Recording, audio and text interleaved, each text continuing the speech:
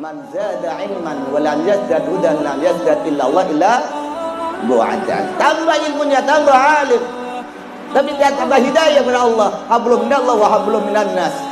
Apa? Bukan tambah dekat kepada Allah, tapi tambah jauh. Wallahualam.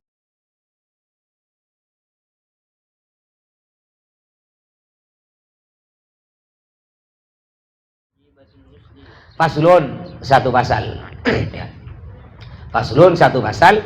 Fi mujibatil ghusli, menjelaskan tentang kewajiban mandi. Bukan. Fi mujibatil ghusli, menjelaskan tentang yang mewajibkan mandi. Fi mujibatil ghusli, menjelaskan tentang yang mewajibkan mandi. Apa saja kalau ente lakukan ente wajib mandi? Ya, Samir.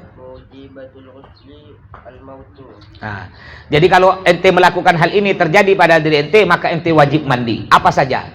Mujibatul ghusli, hal-hal yang mewajibkan mandi. Mujibatul ghusli, hal-hal yang mewajibkan mandi. Yang pertama, al-mautu, yaitu mati. Al-mautu, yaitu mati. Jadi kalau mayat meninggal dunia, wajib mandi. Bukan mayatnya mandi, kita yang mandikan mayat. Kalau mayatnya mandi, ada nak mayat mandi? Ada, wali. Ya. Zaman dulu tuh ada wali. Jadi ketika meninggal dunia dia mandi. Bahkan di daerah Hadramut dulu wali meninggal. Ketika wali tersebut meninggal, ada yang mandikan. Yang mandikan juga sama-sama wali. Nah, setelah mandi, kata ketua yang mandi, udah selesai dah. Ayo kita keluar. Ketika mau keluar dipegang tangannya. Pegang. Kena mayatnya nih, dipegang. Nah, belum kena air. Ditunjuk kupingnya belum kena air. Oh, disiram akhirnya. Kalau ente gini gimana? Hah? Ente tengah mandikan mayat, ente mau tunggu lo.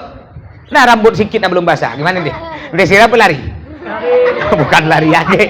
Itu seumur itu tak mau mandikan lagi. Dijerat tobat. Ente, jangankan ente mandikan mayat, baru ente pergi WC, ente baru bergegar. Apalagi Santi Putri masih mending enak di WC-nya dalam kamar. Di pondok Santi Putra. Iya, nak tebira bagi kena penyakit terkincit. Itu belum nyampe ke WC, tainya udah nyampe dulu. Orangnya belum nyampe, tainya udah nyampe. Banyak kadang-kadang tainya jatuh mulai dari tangga sampai ke lapangan. Dan itu pernah terjadi. Mau diapakan orang sakit ya, orang sakit. Makanya nanti kalau ada kawan ente sakit, tidak dosa diolo-olo. Ya, dosa besar. Dosa besar ente kalau kawan ente sakit ente olo-olo. Bawa sakit mencet lalu dia terjatuh. Ya, lalu ente olo-olo, sampai dia malu. Dosa besar ente. Enggak boleh. Dosa besar nanti kata ulama, bahkan nanti kalau kita mempermalukan orang yang apa kayak tadi sakit umpamanya, kayak tadi mencet mempermalukan, nanti suatu saat akan terjadi pada ente. Suatu saat ente belum mati akan terjadi pada ente. Ente akan dimalukan oleh orang. Nah, makanya kalau ada orang kayak gitu sakit atau kayak tadi mencret betul jatuh mana ente dia tahu saya ente olo-olo karena dia tak sengaja juga, dia tidak mau hal itu, tidak mau, malu dia ente tidak ngomong, ente tahu ya, ente ngelihat dia udah malu karena malu udah terkeluar semua. Ya, nah, ini kadang-kadang Santi takut mau pergi WC, takut Santi Putra, takut ada hantu katanya. Ketika keluar dari WC tiba-tiba di depan WC ada pocong, kata dia. Nah, gimana ente? Ente buka pintu WC ada gini, pakai pocong. Jangan takut, tak usah takut. Langsung ente, ahlan, kif hal, bakhair? Ismaknan, nasmuk. Ya, langsung ente ambil. Ya, dia kan tak bisa bergerak, tangannya udah begini. Ente buka pocongnya itu, kain itu, ente ambil syukron untuk gamis. Besok datang lagi dengan kawan-kawan ente. Alhamdulillah Nabi sebut gamis. Ya. Besok suruh datang lagi. Katanya lagi ketika dia cebok dari dalam tempat tai itu kloset keluar tangan, kata dia. Jangan dilari, salaman langsung. Salaman. Ahlan.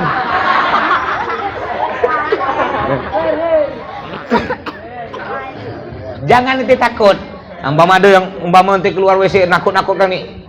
Ente harus lebih nanti gitu kan nih. Biar dia lari. Kalau ente takut akan lebih ditakutkan lagi. Kayak dulu ada Santi Putri teriak. Ya kan zaman dulu tuh kan karung masih pakai. Ente tahu karung goni? Yang bukan dari plastik tuh, karung goni yang dari apa tuh?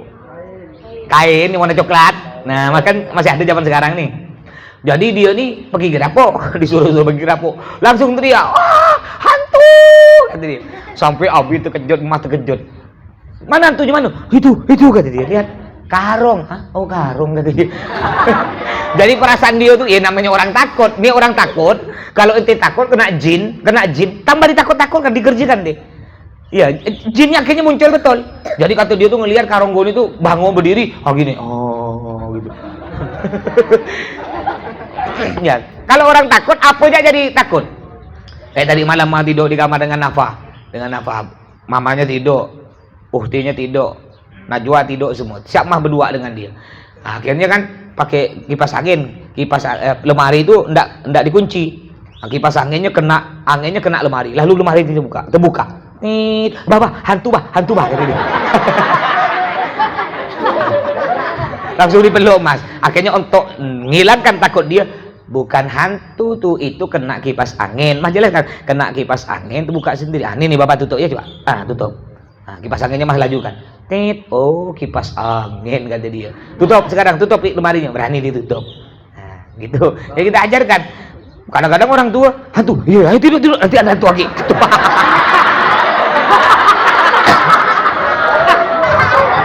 Ini orang tua bodoh bandel namanya. Kadang-kadang orang tua gitu kan, ente pernah tak kena? Dengar kan? Biasa adik-adik ente kan, adik-adik ente itu. Kadang-kadang yang nakutkan ente. Maksud ente bagus, maksud bapak ente, mak ente itu bagus. Maksudnya biar ente cepat tidur, tak keluar rumah. Kan ditakut-takutkan. Bisa awas ya, jangan keluar rumah. Ya musim ceng-ceceng. Tahu ceng-ceceng ente? Yang ngambil kepala orang, itu kebetulan di sana tuh ada bangun jembatan. Itu diperlukan kepala manusia banyak. Makanya tak usah keluar rumah. Kalau apalagi ada mamang jual es potong. Aduh, mamang jual es potong kena. Apa? Cobalah mamang jual es potong tuh. Dulu masih kecil ditakutkan itu. Itu mamang jual es potong, itu di dalam gerobaknya tuh, itu banyak kepala. Akhirnya kita tak berani beli es potong dulu ya. Saya pikir-pikir tuh, ya Allah, bodoh orang zaman dulu. Mamang difitnah. Padahal mamang jual es buat difitnah, kan lebih pisau deh kan.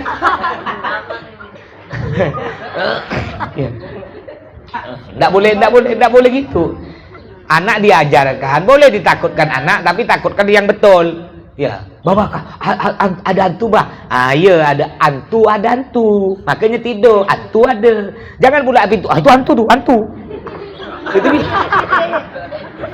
hantu ndak ada, yang ada jin, hantu tak ada. Oh gitu Bayar, berarti itu bukan hantu, bohong hantu tak ada. Kalau nonton di YouTube lihat gambar kan ada pocong tuh kan.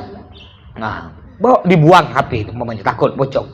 Ya kita ambil aplikasi pocong, yang nelpon pocong video call ada tuh sekarang aplikasinya. Jadi ente angkat cek. Nah, jadi seakan-akan ini ada muka ente sini, ini pocong.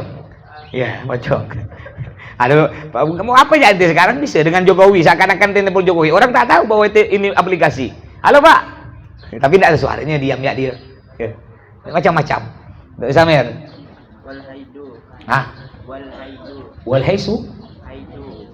Wal haidu.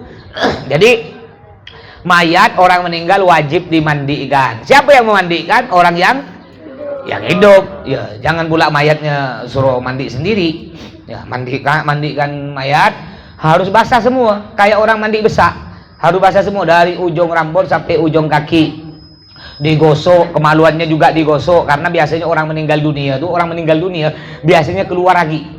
Tainya keluar, kencingnya keluar. Makanya ketika meninggal dunia digosok. Dah jangan ngomong. Digosok. Ente pakai tangan ente pakai plastik.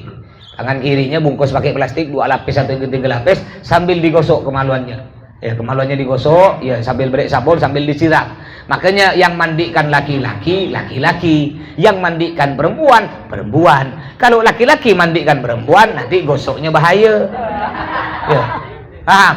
Atau perempuan mandikan laki-laki, tidak boleh. Jadi harus laki-laki mandikan laki-laki, perempuan mandikan perempuan. Digosok sampai bersih. Beri sabun, beri sampo. Karena ini akan menghadap Allah. Biar menghadap Allah nanti wangi. Nanti, Samir. Wal haidu dan haid datang bulan. Wal haidu dan haid datang bulan. Jadi perempuan haid wajib mandi setelah suci. Setelah suci dia wajib mandi. Kalau belum suci, gimana kalau tengah haid kita mandi, Mas? Boleh? Boleh. Ente tengah haid sekarang mau mandi boleh. Tapi ndak boleh ente mandi ketika haid ente mandi baca niat mandi besar, haram. Ente belum suci nih, masih haid. Lalu ente niat mandi nawaitul ghusla li raf'il hadasil akbari fardhon lillahi ta'ala. Niat saya mandi besar, ndak boleh, haram ente mandinya. Tapi kalau mandi tanpa niat, mandi sehari-hari itu mau sholat, mau taklim, ente mandi tanpa niat, itu boleh. Kalau mandi dengan niat tidak boleh. Samir. Juga mandinya orang haid mandinya juga harus kena sama dengan almarhum mayat tadi. Dari ujung rambut sampai ujung kaki semuanya harus basah.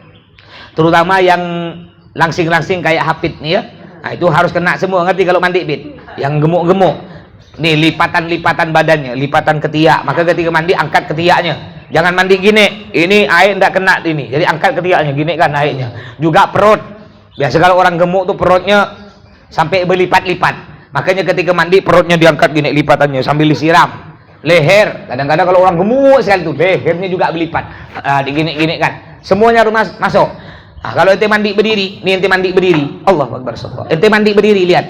Umpamanya ente mandi berdiri. Itu air nih di belahan pantat ente itu air tak masuk tuh ke dalamnya. Kalau ente mandi berdiri karena terlipat.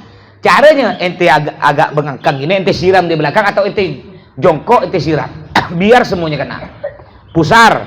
Nah, pusarnya juga tuh. Nah, harus kena pusarnya tuh, pusar. Nah, lipatan-lipatan kalau laki-laki lipatan kemaluannya laki-laki. Lipatan kemaluannya. Nah, itu kan ada kulitnya laki-laki. Kalau langsung siram gitu, kulit belakangnya enggak kena. Harus dibuka dulu kemaluannya sambil siram. Biar semuanya kena.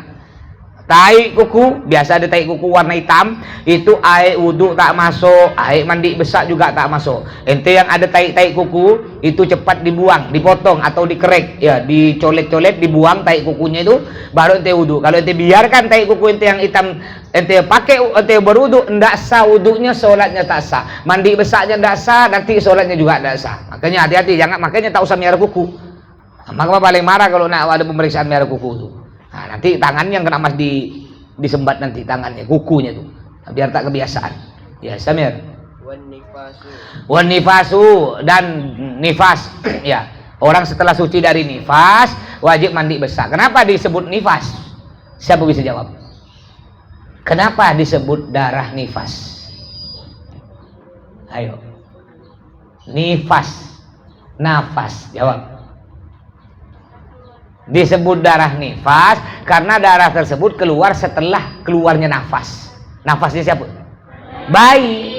Nah, makanya disebut nifas. Jadi gampangnya nifas ente ingat nafas. Kenapa ada orang nanya, kenapa disebut darah nifas? Karena darah yang keluar setelah keluarnya nafas, yaitu bayi. Nah, maksudnya keluar nafas bayi. Andai kan bayi tak bernafas, Mas, tak bernafas, Mas, ya tetap itu darah nifas. Kebetulannya bayinya mati. Nanti ini namanya Bani Israel. Di Bani Israel itu banyak nanya. Banyak nanya, kalau bayi ini mati, Mas, berarti kan tidak bernapas. Atau kalau bayinya gini, Mas, ketika keluar bayinya tidak bernapas, dia tutup hidung. Ah, udah keluar baru dia bernapas. Ini namanya Bani Israel ini. Contoh Bani Israel, contoh nih Bani Israel itu banyak nanya. Ada kawan megang canting nak turun mandi. Nah, kemana teh? Nak mandi. Apa di canting tuh? Sabun apa? Sabun eluk. Beli di mana? Di GM. Berapa harganya? 5.000. Kemarin ke GM itu dengan siapa?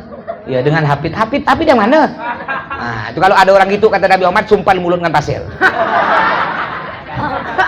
Ini orang fudul namanya nih. Bani Israel nih banyak nanya. Nah, makanya sakit ya, orang melahirkan ini sakit. Ya, mang ngelihat mah punya anak 3 nih semuanya ndak mas dampingi ketika melahirkan mamanya Uhti itu. Semua mas 3-3-nya ceramah. Iim mas ceramah, Najwa pada waktu itu mas ceramah di Pondok Antal Amin. Nah, Pondok Antal Amin Sungai Asam. Nafa mas ceramah di Parit Serong. Ketika mamanya melahirkan mas tak ada, ceramah di Parit Serong. Jadi 3-3-nya anak mas melahirkan, mas ceramah di luar semua.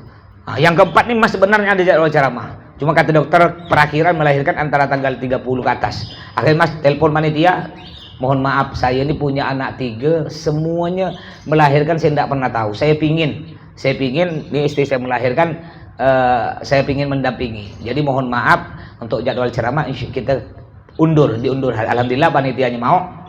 Ya, akhirnya Mas lihat prosesnya dari pertama sampai bayi selesai keluar tuh lihat. Jadi wajar kalau kalau Nabi Muhammad mengatakan al jannatu tahta aqdamil ummahat, surga berada di bawah telapak kaki. Itu antara hidup dan mati. Sampai emak nangis ya. Melihat tuh tak terasa mata emak nangis ya. Mana orangnya paling payah nangis, Mas. Beradik emas ini paling payah nangis. Biar ada orang sedih apa tuh emas tak nangis. Ya. Maksudnya kuat. Tak cepat nangis.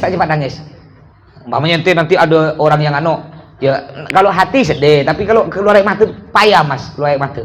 Karena ada orang-orangnya tuh memang payah dia nangis. Kalau hatinya sama, kalau hati nangis sama kalau hati, tapi kalau pas nampak sini itu agak payah. Ada gak orang gampang nangis? Ada. Duitnya hilang 1.000 nangis. Ada tuh. Nangis sedikit nangis, disenggol sedikit nangis. Ada. Terlalu gampang nangis. Contohnya artis-artis tuh. Coba artis-artis tuh. Dia nangis. Bisa nangis tuh kan, artis diberi duit. Artis gampang nangis, cepat nangis artis. Dulu di Al-Jihad nih ketika ada lomba dulu zaman masih kecil, ada lomba nangis. Ada lomba nangis, ada lomba ketawa. Jadi lomba nangis tuh siapa yang bisa nangis tak boleh pakai cabai batanya atau tak boleh pakai bawang, tak boleh. Yang ketahuan pakai balsem atau bawang langsung ya di stop, gagal. Jadi dulu yang menang siapa yang menang? Nyahamna juara 1 dulu. Kenapa Nyahamna? Kan ditanya kenapa panitianya dulu misurip ya. Tanya kenapa nangis dulu, jadi nangis. Tanya ngapa ya nangis? Karena ingat pada waktu ingat Bakai, abahnya Umi, abahnya Nyahamna meninggal. Itu ingat langsung nangis dia. Juara 1. Kalau mana agak payah ya nangis. Tapi pada waktu itu ketika melihat langsung depan mata, tak sadar. Ya. Jadi Mama Im ini megang tangan Mas. Maaf bah, kalau umpama anak tak panjang umur, itu langsung ya. Gimana nanti peras sampai gini. Ngeri pokoknya lah, ngeri. Ente tak bisa bayangkan. Makanya nanti kalau ente menikah yang laki-laki, ente lihat istri ente prosesnya tuh. Yang ente biasa suka marah-marah ke istri ente lihat ketika melahirkan tuh ente lihat mulai dari pertama sampai selesai. Yang ente asalnya suka marah-marah, nanti ente sembuh ente nanti. Karena ente lihat tak tega ya. Banyak laki-laki tak mau lihat, tak mau dia. Karena dia takut. Laki-laki tak kuat juga. Tak kuat ngelihat darah, ngelihat apa tak kuat. Paham? Samir.